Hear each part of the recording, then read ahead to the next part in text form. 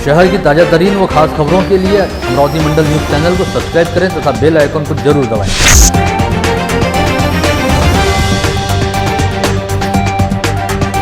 नमस्कार, दैनिक अमरावती मंडल के मंडल news bulletin में आप सभी का स्वागत है।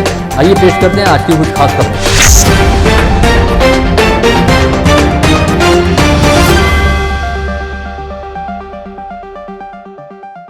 शहर सहित आसपास के गांवों में लगा कंटेनमेंट जोन।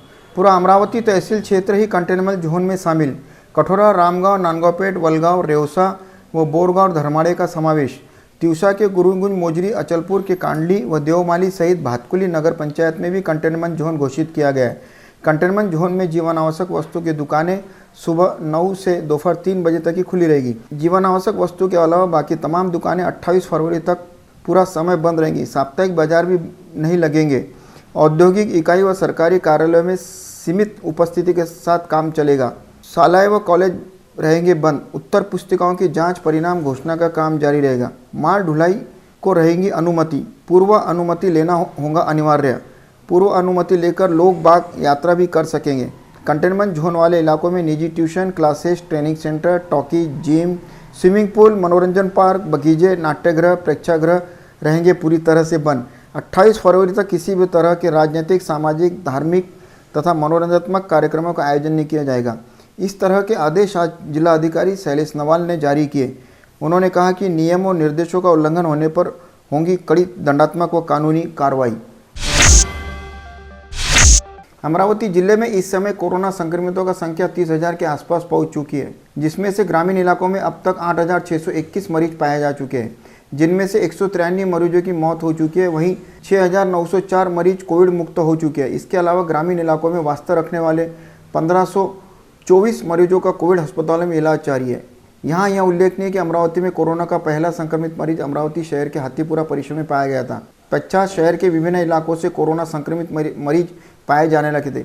उस वक्त लंबे समय तक जिले के तहसील व ग्रामीण क्षेत्र में इस संक्रमण की चपेट में आने से बचे हुए थे, लेकिन बाद में सभी ग्रामीण क्षेत्रों से कोरोना संक्रमित पाए जाने लगे और इस समय तक ग्रामीण क्षेत्रों में पाए गए मरीजों की संख्या 8,621 पर जा पहुंची है, जिनमें से अब तक 193 मरीज दम तोड़ चुके हैं। राहत वाली बात यह है कि कुल संक्रमितों में से 6,904 मरीज इलाज पश्चात कोविड मुक्त हो चुके हैं। वहीं चिंता का विषय है कि ग्रामीण क्षेत्रों में अब भी कोरोना के 1,524 एक्टिव पॉजिटिव मरीज है, जिनका इलाज चल रहा है। आज 22 फरवरी को 673 कोरोना पॉजिटिव पाए गए। अब कोरोना पॉजिटिव ने आंकड़ा 30,000 का पार कर लिया है। 30,197 कोरोना पॉजिटिव हो चुके हैं अमरावती जिले में और आज 2 लोगों की मौत हुई। मरने वालों की संख्या 465 हो चुकी है। राज्य में कोरोना का संक्रमण लगातार पांव पसार रहा है। साथ ही इन दिनों शालेय विद्यार्थी भी बड़ी संख्या में इस संक्रमण की चपेट में आ रहे हैं। ऐसे में अब सभी की निगाहें इस ओर लगी है कि महाराष्ट्र राज्य माध्यमिक और उच्च माध्यमिक शिक्षा मंडल द्वारा कक्षा 10वीं व 12वीं की सालांत प्रमाण पत्र परीक्षाएं कैसी ली जाएगी। अभिभावकों द्वारा इन परीक्षाओं को ऑनलाइन किए जाने की मांग की जा रही है, किंतु शिक्षा विशेषज्ञों द्वारा ऑनलाइन परीक्षा लिए जाने का विरोध किया जा रहा है।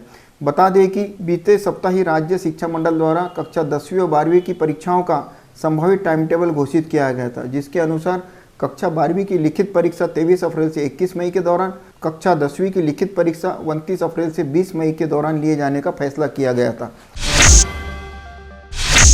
अमरावती में कोरोना फिर अपना कहर बरपा रहा है। कोरोना के लगातार बढ़ते मामलों के बीच यह भी पता चला है कि क्या अमरावती में कोरोना वायरस की कोई नई जमात तो नहीं फैल गई है। यह पता लगाने के लिए कि क्या कोरोना वायरस ने अपना स्वभाव और खुद को बदल दिया है, जिला प्रशासन की ओर से पिछले 15 दिनों में लगातार प्रयास किए जा रहे हैं। इसी कड़ी के रूप में जिला स्वास्थ्य अधिकारी एवं प्रशासन की ओर से अलग अलग ठिकानों के कलेक्ट किए गए कोरोना मरीजों के 50 नए सैंपल आज पुणे भेजे गए।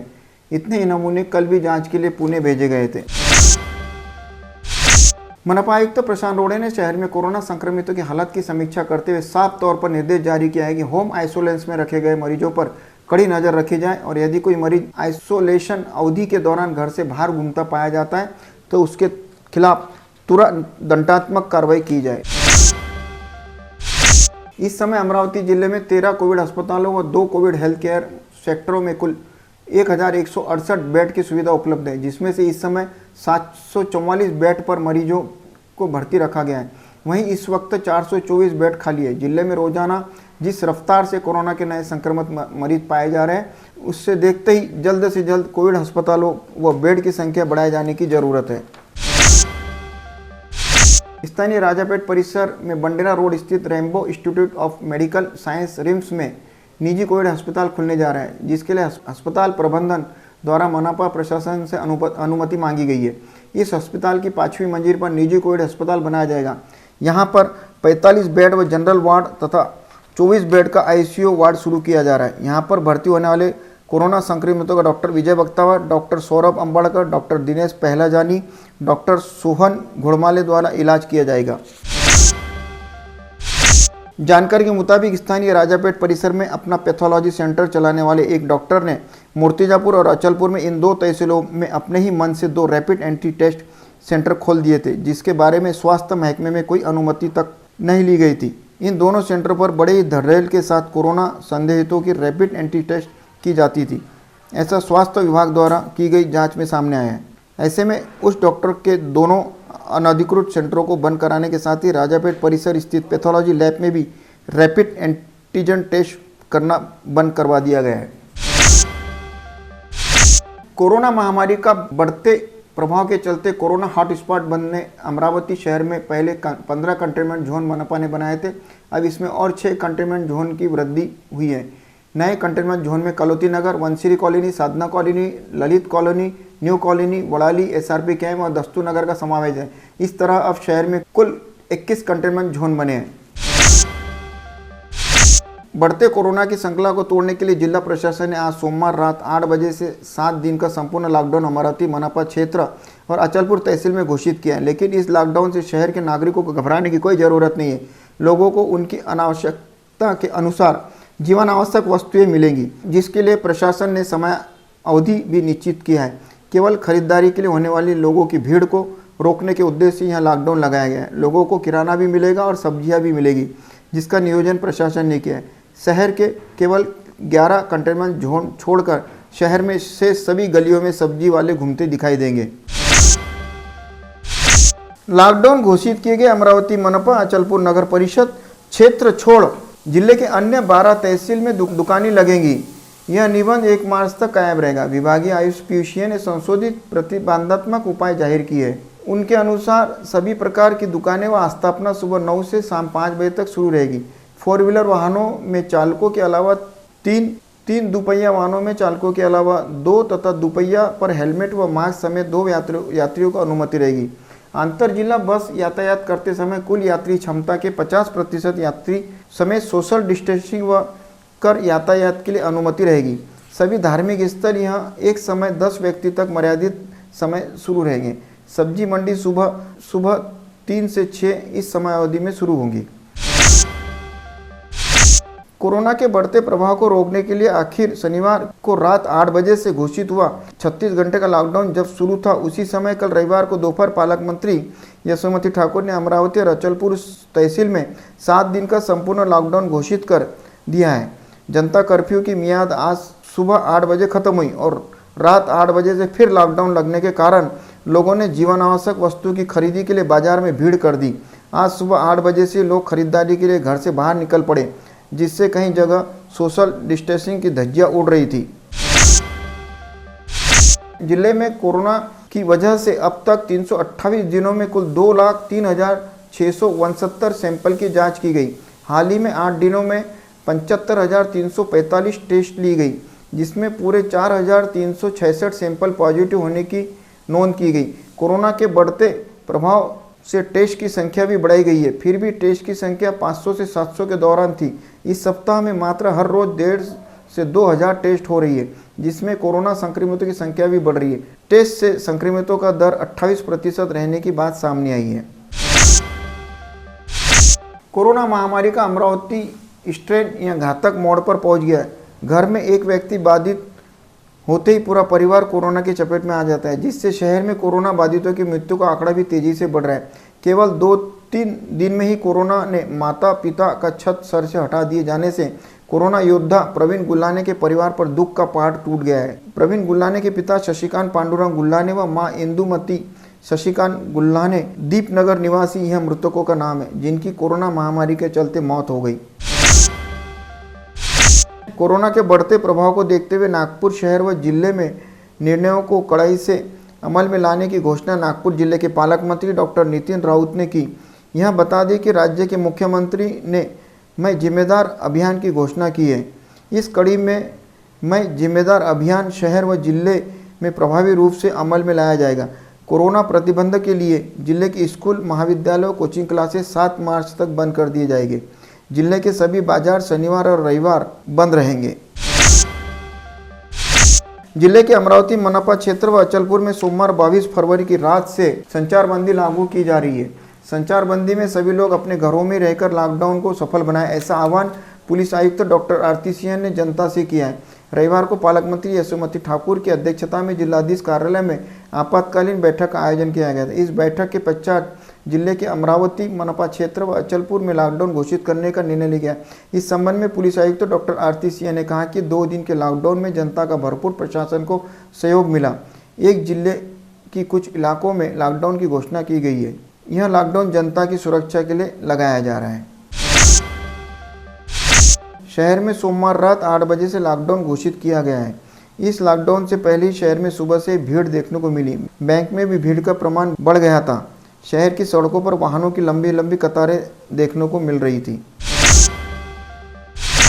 एक तरफ कोरोना महामारी तेजी से फैल रही है। इस महामारी से निपटने के लिए जिला प्रशासन की ओर से प्रतिबंधात्मक उपाय योजनाओं को कड़ाई में अमल से लाना शुरू कर दिया गया है।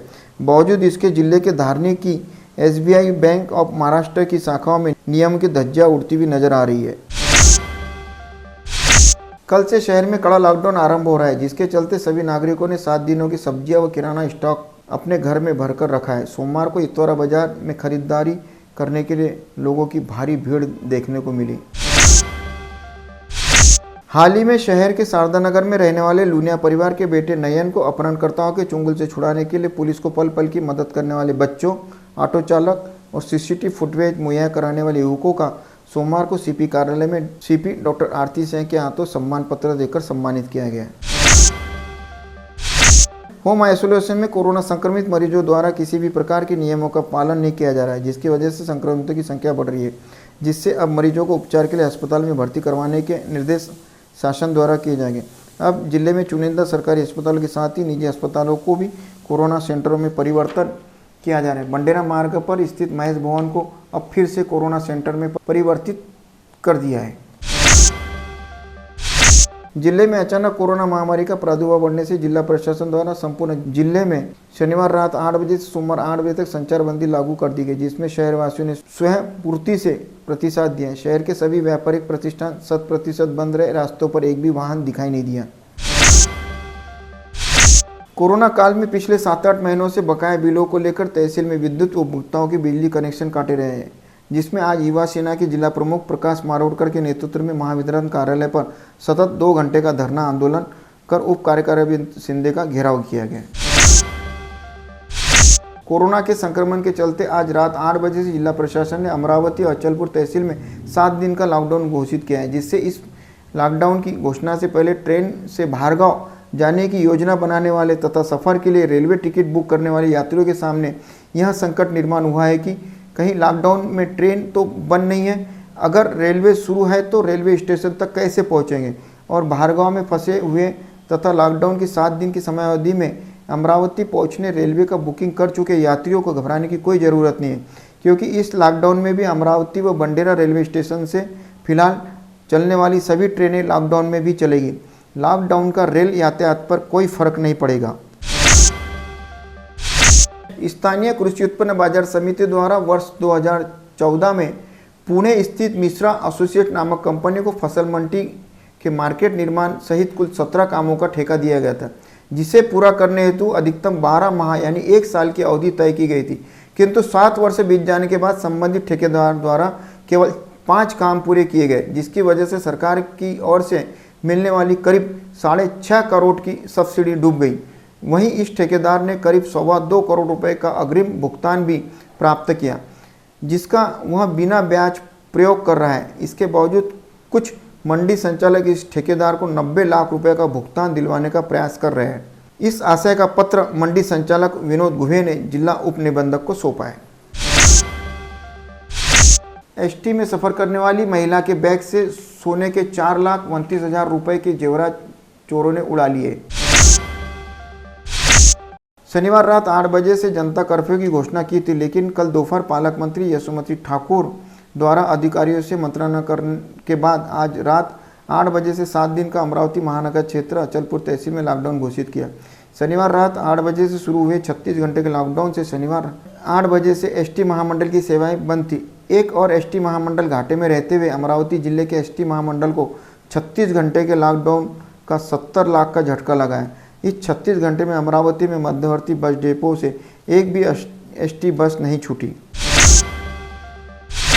सरकारी अनाज का अवैध स्टॉक रखने वालों को पकड़ा। चमननगर गोदाम में अफरा शाखा की कार्रवाई, 2 दिन की पुलिस कस्टडी, 18 टन अनाज जब्त।